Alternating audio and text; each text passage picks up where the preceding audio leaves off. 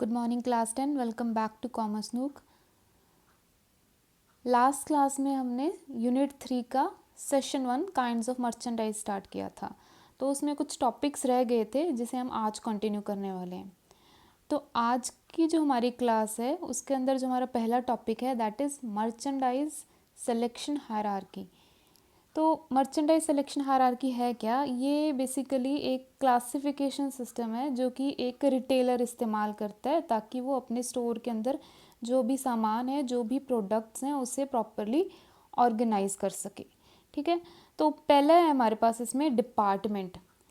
Department आपने सुना भी होगा, आप किसी भी मान लो सुपरमार्केट में चले जाते हो तो वहाँ पर आपको अलग अलग डिपार्टमेंट्स मिल जाते हैं। तो आपको वहाँ पे मेन का डिपार्टमेंट अलग मिलेगा, वुमेन का डिपार्टमेंट अलग मिलेगा, किड्स का डिपार्टमेंट अलग मिलेगा, कोई होम डेकोर का है जो सामान है वो आपको एक अलग डिपार्टमेंट में मिलता है। तो डिपार्टमेंट का क्या है कि जब भी आप किसी स्टोर में जाते हो तो आपको एक स्पेसिफिक डिपार्टमेंट मिल जाता है जो कि हर एक कस्टमर की नीड को केटर करता है।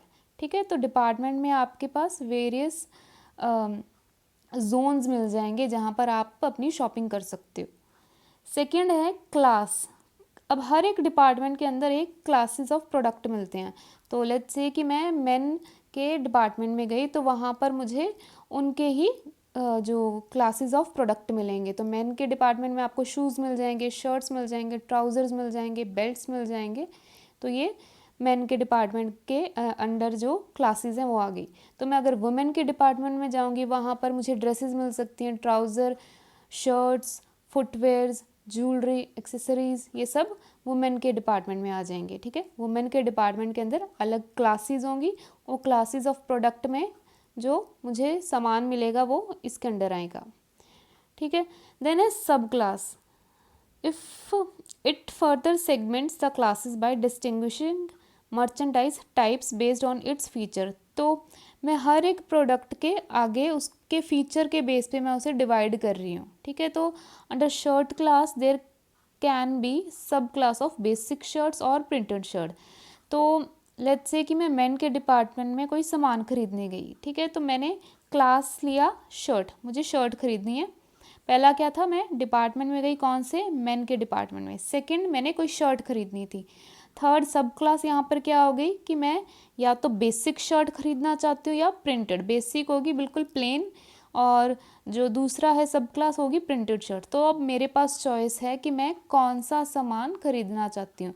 तो इस आप कह सकते हैं कि मेरी हेल्प इस चीज़ में कौन करता है, वो रिटेलर करता है। रिटेलर इस तरीके से अपने सामान को ऑर्गेनाइज करता है कि मेरे लिए बेसिक शर्ट और प्रिंटेड शर्ट को वो अलग अलग तरीके से रख देगा ताकि मुझे कोई ढूंढने में परेशानी ना हो। ठीक है, सेम आ गया कि ट्राउज़र्स खरीद रहे हैं। अब ट्राउज़र में भी दो तरीके के ट्राउज़र्स आ जाते हैं। एक तो फॉर्मल ट्राउज़र हो जाते हैं जो मैं ऑफिसेज़ में पहनती हूँ, इनफॉर्मल ट्राउज़र्स होते हैं जो मैं बाहर पहनती हूँ, ऑफिसेज़ में नहीं पहनती, जो घर पे पहन सकती हूँ या फिर कहीं बाहर घूमने जा रही हूँ तो मैं वहाँ पहन सकती हूँ। ठीक है, तो ये होगी मेरी sub class, right. Then we have price. अब हर एक कस्टमर का अपना बजट होता है। ठीक है, वो उस बजट के अंदर रहकर ही अपनी शॉपिंग करता है। तो मैंने अगर कोई शर्ट खरीदी थी या फिर कोई ट्राउज़र खरीदा था तो मुझे ये डिसाइड करना होगा कि मुझे कौन से प्राइस रेंज में अपना वो प्रोडक्ट है वो खरीदना है। तो इसमें रिटेलर कैसे हेल्प कर सकता है? रिटेलर क्या करेगा, ऊपर टैग्स लगा देता है कि मैं ये जो प्राइस रेंज है इसके अंदर ये वाले प्रोडक्ट इस प्राइस रेंज के अंदर है। तो एज सच क्या हो रहा है, इस हायरार्की में रिटेलर क्या कर रहा है, कस्टमर्स की हेल्प कर रहा है कि वो अपने बजट में जो सामान खरीदना चाहते हैं वो खरीद सकें। देन आ जाता है मेरे पास point style. After selecting the price the customer will find the style with in that price point. जो प्राइस पॉइंट मैंने सेलेक्ट किया है अब मुझे उसी के अंडर रह के क्या करना होगा, जो जिस तरीके का मुझे जिस स्टाइल का मुझे प्रोडक्ट लेना है मैं वो देखूंगी। तो फॉर्मल ट्राउज़र मैंने सेलेक्ट किया था मेरे सब क्लास के अंदर। तो सब क्लास में भी अब फॉर्मल ट्राउज़र भी बहुत सारे होते हैं। फॉर्मल ट्राउज़र में हाई वेस्ट ट्राउज़र्स भी आ जाते हैं, वाइड लेग ट्राउज़र्स भी आ जाते हैं, एंकल लेंथ ट्राउज़र्स भी आ जाते हैं। ठीक है, तो मैं अब किस तरीके के स्टाइल के कपड़े पहनना चाहती हूँ मैं वो इस पॉइंट में डिसाइड करूँगी। Next point will be colour and size.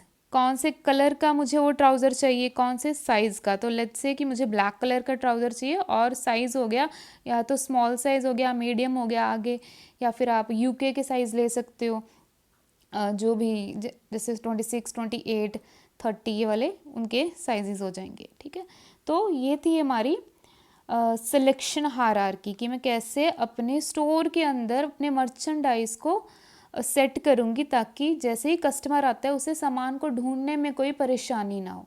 ठीक है, so let's see what's next topic is types of rights in merchandising. तो यहाँ पर पहला राइट है offering type of merchandise that meet customer needs. मैं अपने कस्टमर को वही मर्चेंडाइज ऑफर करूँ जो कि उसकी नीड को सेटिस्फाई करे, जो उसकी नीड को केटर करे। ठीक है, देन क्वालिटी, हमेशा आपको अपने कस्टमर को क्वालिटी प्रोडक्ट प्रोवाइड करनी है। Ensure product meet quality standard, कोई भी प्रोडक्ट है आपके पास वो हमेशा क्वालिटी वाला होना चाहिए ताकि आपका कस्टमर हमेशा सेटिस्फाइड रहे आपकी सर्विसेज एंड आपके प्रोडक्ट से। Then there is price, setting product price that is both profitable and acceptable to the target market. अब समटाइम्स क्या होता है, हम लोग प्राइस ज़्यादा नीचे कर देते हैं ताकि कस्टमर हमारे पास ज़्यादा से ज़्यादा आए, तो इससे नुकसान भी हो जाता है समटाइम्स। तो हमें ध्यान में रखना होगा कि मैं अपने प्रोडक्ट का जो प्राइस रेंज है इस तरीके से रखूं कि मैं भी प्रॉफिट में रहूं और जो मेरी टारगेट मार्केट है वो भी उसे एक्सेप्ट कर सके। टारगेट मार्केट होती है मेरी जिससे मैं अपना सामान बेच रही हूँ। तो फॉर एग्जांपल कि मैं वुमेन को सामान बेच रही हूँ तो वुमेन मेरी टारगेट मार्केट है। अगर मैं वुमेन को कोई ज्वेलरी बेच रही हूँ या फिर स्किन केयर प्रोडक्ट बेच रही हूँ तो वो मेरी टारगेट मार्केट है वुमेन। ठीक है, अब इसके अंदर भी आगे एज कैटेगरी के अकॉर्डिंग डिवाइड कर देते हैं, पर अभी के लिए इतना याद रखो कि टारगेट मार्केट कौन है जिसे मैं अपना सामान बेचना चाहती हूँ। नेक्स्ट राइट इन मर्चेंडाइजिंग है quantity, have enough stock to meet the demand of the customer without excess inventory. आपके पास हमेशा सामान होना चाहिए, सामान अवेलेबल होना चाहिए, ना ही आप ओवर स्टॉकिंग के सिचुएशन में हो ना ही आप अंडर स्टॉकिंग के सिनेरियो में फॉल करें। ठीक है, ओवर स्टॉकिंग होता है कि मेरे पास ज़रूरत से ज़्यादा सामान पड़ा है, अंडर स्टॉकिंग होता है मेरे पास ज़रूरत से कम सामान पड़ा है, कि दोनों की दोनों सिचुएशन मेरे बिजनेस के लिए हार्मफुल हैं। तो मुझे क्या करना है, हैव इनफ स्टॉक, इतना स्टॉक तो होना ही चाहिए जो कि मेरे कस्टमर्स की डिमांड को मीट कर सके विदाउट एक्सेस इन्वेंट्री, यानी कि ओवर स्टॉकिंग नहीं होनी चाहिए मेरे पास। Next is time, making product available when customer is ready to buy. तो जब भी मेरा कस्टमर कोई चीज़ डिमांड कर रहा है, कोई प्रोडक्ट डिमांड कर रहा है, देन दैट टाइम पे मेरे पास वो प्रोडक्ट होना चाहिए। तो लेट्स से कि सर्दियाँ आ रही है, अब सर्दियों के टाइम में क्या होगा, कस्टमर्स डिमांड करेंगे आपसे वुलन प्रोडक्ट। ठीक है, तो आपके पास हमेशा ऐसे प्रोडक्ट अवेलेबल रहने चाहिए। तो कस्टमर के डिमांड करने से पहले ही वैसे आपके पास वो प्रोडक्ट्स आ जाने चाहिए आपके स्टोर के अंदर, ताकि आप उसे एक बार आप ऑर्गेनाइज कर सको और जैसे ही कस्टमर आता है आप उन्हें वो सामान दे सको। ठीक है, तो सीजनल आइटम्स इसके अंदर आ जाएंगी। Place, stocking merchandise at appropriate location, जहां आपकी टारगेट मार्केट है वहीं आपका प्रोडक्ट उनके पास अवेलेबल होना चाहिए। तो इसमें क्या क्या आ जाएगा, एक तो हो गया कि आपका स्टोर मान लो ऑफलाइन है। ठीक है, आप फिजिकल प्लेस है आपकी जहाँ पर आप अपना सामान बेच रहे हो। ऑनलाइन में आ जाएगा कि आपका कोई ऑनलाइन स्टोर है। ठीक है, आप ऑफलाइन भी सामान बेचते हो और ऑनलाइन भी बेचते हो। तो जहाँ आपकी टारगेट मार्केट है वहीं आपको अपना सामान कस्टमर तक अवेलेबल करवाना है। तो ये थे हमारे rights in merchandising. Steps to determine right assortment of merchandise. क्या स्टेप्स हैं राइट असॉर्टमेंट। असॉर्टमेंट होता है वैरायटी, कैसे मैं डिसाइड करूँगी कि किस वैरायटी के प्रोडक्ट मेरे पास मेरे स्टोर के अंदर होने चाहिए। तो इसके अंदर पहला स्टेप बनता है मेरे पास असेसिंग द टारगेट मार्केट। मैं पहले ये जो मेरी टारगेट मार्केट है उसे असेस करूँगी। अब असेस कैसे कर सकते हो आप, वो नेक्स्ट पॉइंट में बताऊंगी। पहले तो ये टारगेट मार्केट समझो। तो अगर मेन मेरी टारगेट मार्केट है तो मैं इससे असेस करूंगी। वुमेन मेरी टारगेट मार्केट हो सकती है, चिल्ड्रन मेरी टारगेट मार्केट हो सकती है, पेट ओनर्स हैं वो मेरी टारगेट मार्केट हो सकती है, ठीक है।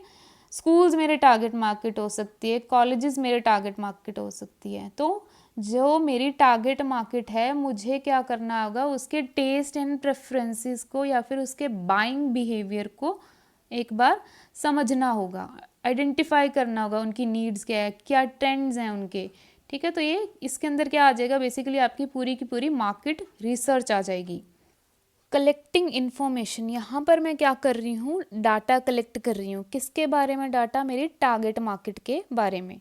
तो अब क्या है कि बहुत सारे तरीके हैं जो कि मैं इस्तेमाल कर सकती हूँ मेरी टारगेट मार्केट के बारे में इंफॉर्मेशन कलेक्ट करने के लिए।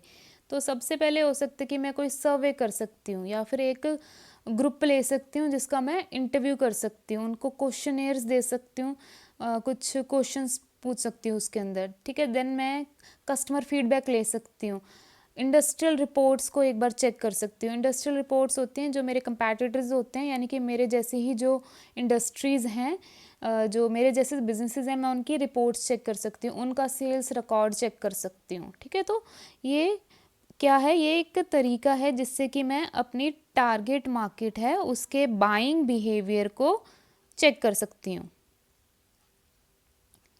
Then analysing the data, analysing the data में यानी कि मैंने जो ऊपर अभी जो डाटा कलेक्ट किया है उसको मैं चेक करूँगी, उसे एनालाइज करूँगी, इवेल्युएट करूँगी, उनके सेल्स ट्रेंड को पढ़ूँगी, कंज्यूमर की प्रेफरेंसेस क्या हैं। तो मैं एक चार्ट वगैरह प्रिपेयर कर रही हूँ मैं यहाँ पर कि जो मैंने ऊपर जो डाटा कलेक्ट किया है उससे मैं क्या रिजल्ट निकाल रही हूँ। Last step will be determining the breadth and depth of merchandise offering. मैं क्या कर रही हूँ यहाँ पर, ब्रेड्थ एंड डेप्थ को चेक कर रही हूँ जो मेरे मर्चेंडाइज में ऑफर कर रही हूँ अपने कस्टमर को। अब ये ब्रेड्थ एंड डेप्थ क्या होता है, तो ब्रेड्थ होता है determining a range of product categories offered to cater to different customer needs and preferences। Breadth में आ जाएगा कि मैं ये जो वाइड रेंज ऑफ प्रोडक्ट मैं अपने कस्टमर्स को ऑफ़र कर रही हूँ। तो लेट्स से कि एक सुपर मार्केट है, वहाँ पर बहुत सारे प्रोडक्ट अवेलेबल होते हैं। क्या प्रोडक्ट हो सकते हैं वहाँ, इलेक्ट्रॉनिक्स के प्रोडक्ट मिल सकते हैं आपको, क्लोथिंग आइटम्स मिल सकती हैं आपको, शूज़ वगैरह मिल सकते हैं, हाउस होल्ड गुड्स हैं, ये सब मिल सकता है, ठीक है। तो यहाँ पर क्या फोकस है मेरा, रेंज ऑफ प्रोडक्ट कैटेगरी। यहाँ पर कैटेगरी के ऊपर मेरा ज़्यादा फोकस है जो कि मेरे कस्टमर की नीड एंड प्रेफरेंसेस को केटर कर रहा है। देन डेप्थ में क्या आ जाएगा, डेप्थ में आ जाएगा कि जो मैंने ब्रेड्थ के अंदर कैटेगरी चूज़ की थी उसी के अंदर आगे क्या क्या वेरिएशंस मेरे पास हैं। तो एग्जांपल ले लेते हैं कि मैंने कोई इलेक्ट्रॉनिक्स एक चूज़ कर लिया एक कैटेगरी। अब उस इलेक्ट्रॉनिक्स के अंदर मैं आगे अंदर क्या क्या वैरायटी प्रोवाइड कर सकती हूँ मेरे कस्टमर को। मैं स्मार्टफोन्स दे सकती हूँ, एयर कंडीशनर्स अवेलेबल करवा सकती हूँ, कूलर्स करवा सकती हूँ, स्मार्ट टीवीज़ करवा सकती हूँ, राइट।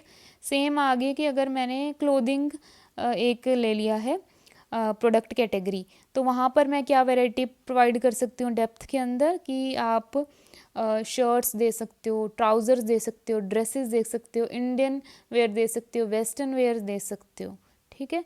तो ब्रेड्थ के अंदर मेरा फोकस रहता है रेंज ऑफ प्रोडक्ट, मेरे पास ज़्यादा से ज़्यादा रेंज ऑफ प्रोडक्ट हैं, ठीक है। कैटेगरी यहाँ पर मेरे पास जो प्रोडक्ट की है वो ज़्यादा है। लेकिन डेप्थ के अंदर क्या होता है, डेप्थ के अंदर मैं एक कैटेगरी के अंदर ही आगे आपको क्या क्या वैरायटी दे सकती हूँ, यहाँ मेरा उसके ऊपर फोकस है, राइट। सो आई होप कि आपको ये क्लास क्लियर हो गई हो। थोड़ा सा भी इस चैप्टर में और पड़ा है तो वो हम लोग नेक्स्ट क्लास में देखेंगे। So that is all for today's class. I hope कि आपको ये क्लियर हो गया होगा। See you in the next class. Thank you.